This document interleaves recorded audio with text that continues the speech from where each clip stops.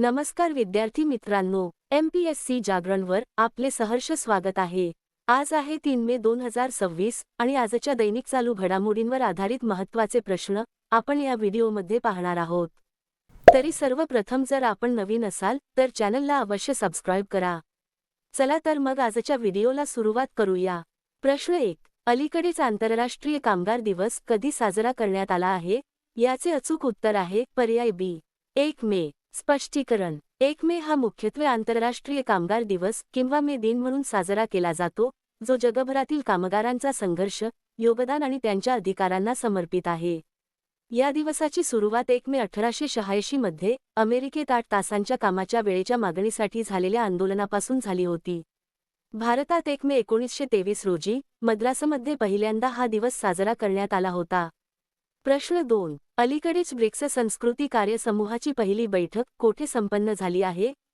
याचे अचूक उत्तर आहे पर्याय सी, नवी दिल्ली। स्पष्टीकरण: अलीकडेच नवी दिल्लीत ब्रिक्स संस्कृती कार्यसमूहाची पहिली बैठक संपन्न झाली आहे। बैठकीचे आयोजन व्हर्च्युअल म्हणजेच आभासी माध्यमातून करण्यात आले, ज्यामध्ये ब्रिक्स देशांच्या प्रतिनिधींनी भाग घेतला। या बैठकीचे अध्यक्षपद केंद्रीय संस्कृती मंत्रालयाचे सचिव विवेक अग्रवाल यांनी भूषवले। विषय: भारताच्या अध्यक्षतेखालील या बैठकीचा मुख्य विषय लचिलेपणा, नवकल्पना, सहकार्य आणि स्थिरतेसाठी उभारणी हा आहे। प्रश्न 3, अलीकडेच कोणी रक्षा लेखा महानियंत्रक पदाचा कार्यभार स्वीकारला आहे? याचे अचूक उत्तर आहे पर्याय बी, अनुग्रह नारायण दास। स्पष्टीकरण: 1 मे 2026 रोजी भारतीय रक्षा लेखा सेवाच्या 1991 बॅचचे वरिष्ठ अधिकारी अनुग्रह नारायण दास यांनी नवीन रक्षा लेखा महानियंत्रक म्हणून कार्यभार स्वीकारला आहे। त्यांनी विश्वजित सहाय यांची जागा घेतली आहे, जे आता सचिव रक्षा वित्त म्हणून कार्यरत आहेत। आता पाहू इतर महत्त्वाच्या नियुक्त्या। सेलने दिलीप कुमार यांची मुख्य सतर्कता अधिकारी म्हणून नियुक्ती केली। दिल्ली मेट्रो इंटरनॅशनलचे पहिले CEO संजय जमुआर यांना बनवण्यात आले। नीती आयोगाचे उपाध्यक्ष म्हणून अशोक कुमार लाहिडी यांची नियुक्ती करण्यात आली। बिहार क्रिकेट असोसिएशनचे लोकपाल म्हणून न्यायमूर्ती हृषिकेश रॉय यांची नियुक्ती करण्यात आली। रिलायन्स एंटरप्राइज इंटेलिजन्सने परमिंदर सिंह यांची आपले CEO म्हणून नियुक्ती केली। डाबरने हरजीत एस भल्ला यांची भारताच्या व्यवसायाचे CEO म्हणून नियुक्ती केली। नीतू समरा यांची नोएडा इंटरनॅशनल एअरपोर्टच्या अंतरिम CEO पदी नियुक्ती करण्यात आली। श्रीकांत वेलामाकन्नी यांची नास्कॉमचे नवीन अध्यक्ष म्हणून नियुक्ती करण्यात आली। प्रश्न 4, अलीकडेच IBSF जागतिक बिलियर्ड्स चॅम्पियनशिप 2026 चे विजेतेपद कोणी जिंकले आहे? याचे अचूक उत्तर आहे पर्याय सी, सौरव कोठारी। स्पष्टीकरण: भारताचे दिग्गज क्विस्ट सौरव कोठारी यांनी आयर्लंडमधील कार्ली येथे आयोजित IBSF जागतिक बिलियर्ड्स चॅम्पियनशिप 2026 चे विजेतेपद जिंकले आहे।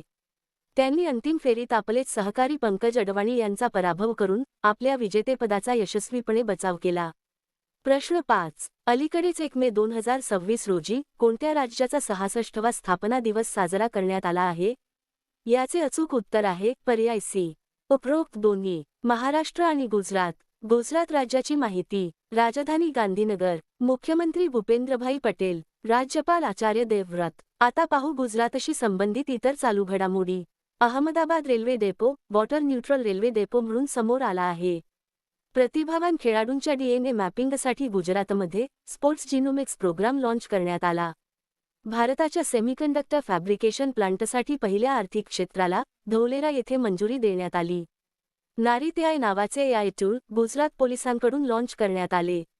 गुजरात उच्च न्यायालयाने याच्या वापराबाबत एक कडक नियमावली जारी केली आहे। पंतप्रधान मोदींनी गुजरातच्या सानंदमध्ये केम्स सेमिकॉन प्लांटचे उद्घाटन केले। पंतप्रधान मोदींनी गांधीनगरमध्ये सम्राट संप्रती संग्रहालयाचे उद्घाटन केले। प्रश्न 6, अलीकडेच कोणत्या शहराच्या पोलिसांनी नम्मा 112 आणीबाणी हेल्पलाईनमध्ये भारतातील पहिले AI आधारित बहुभाषिक फीचर लॉन्च केले आहे?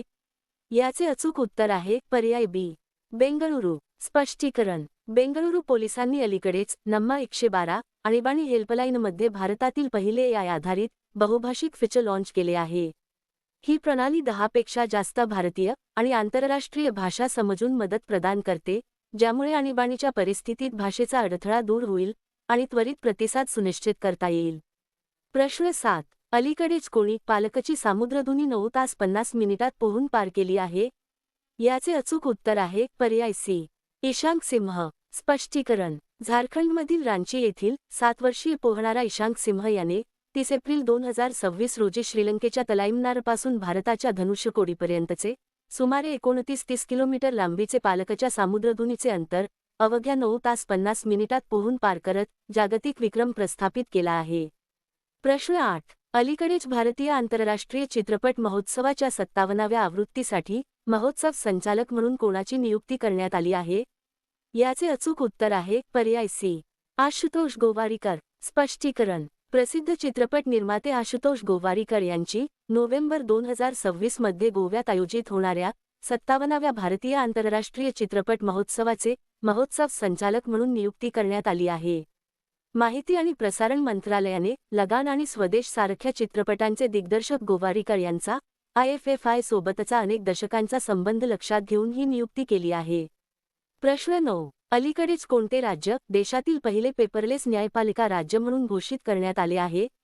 याचे अचूक उत्तर आहे पर्याय बी.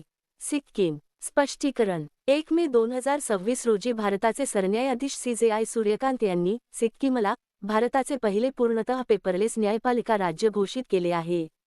लक्षात घ्या, यापूर्वी जानेवारी 2026 मध्ये केरळच्या वायनाड जिल्ह्यातील कलपेट्टाला भारताचे पहिले पूर्णपणे पेपरलेस जिल्हा न्यायालय घोषित करण्यात आले होते.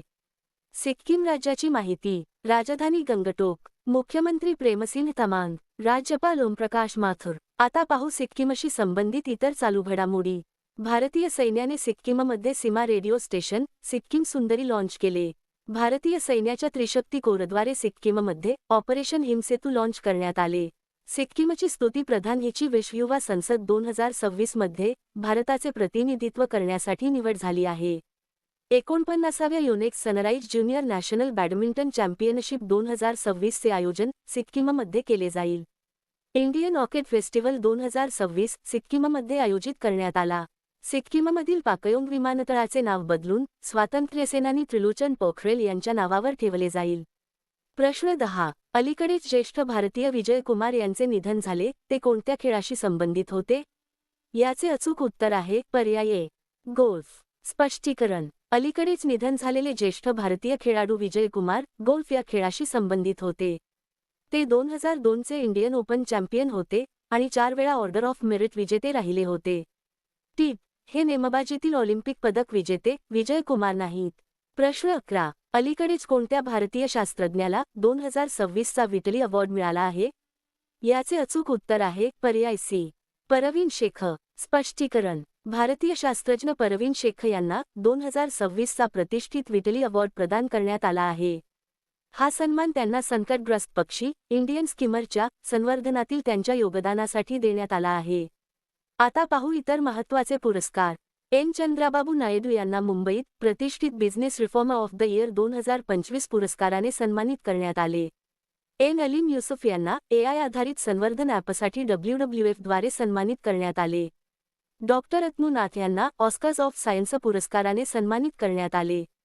साध्वी सतीश सैल हिने मिस इंडिया वर्ल्ड 2026 चा किताब जिंकला. डॉ. CH श्रीनिवासराव यांना हैदराबादमध्ये प्रतिष्ठित प्रो MS स्वामीनाथन पुरस्कार 2026 प्राप्त झाला.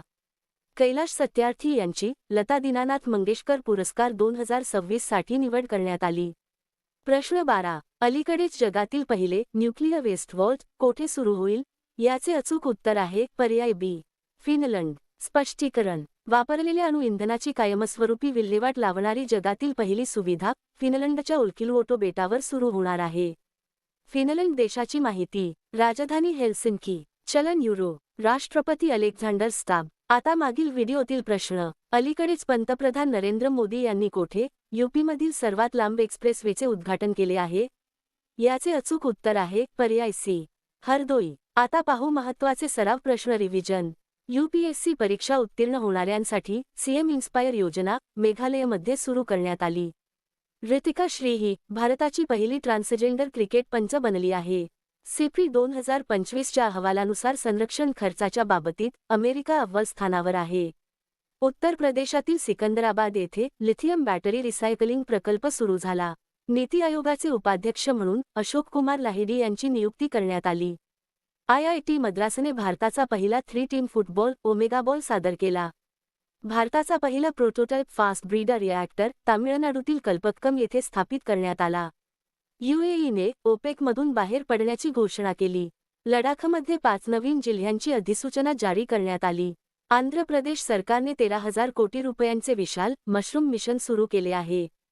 चीनच्या शेंझेन विद्यापीठाने प्रत्यक्ष कोळसा इंधन सेल विकसित केला आहे.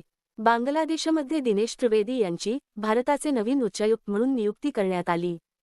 जपानने घातक शस्त्रास्त्रांच्या निर्यातीवरील बंदी उठवली आहे. RBIने पेटीएम पेमेंट बँकेचा परवाना रद्द केला.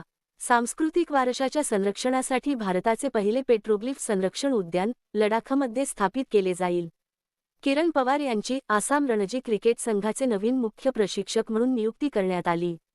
उत्तर प्रदेशातील अलीगड येथील शेखा तलावाला रामसर साइट म्हणून घोषित करण्यात आले. छत्तीसगडच्या मुख्यमंत्र्यांनी ई-श्रम साथी ॲप लॉन्च केले. अरोन्य घोष हा भारताचा 95वा बुद्धिबळ ग्रँडमास्टर बनला. आता तुमच्यासाठी प्रश्न. अलीकडेच अणुऊर्जेचा वापर करून वीज निर्मिती करणारा जगातील 33वा देश कोणता बनला आहे?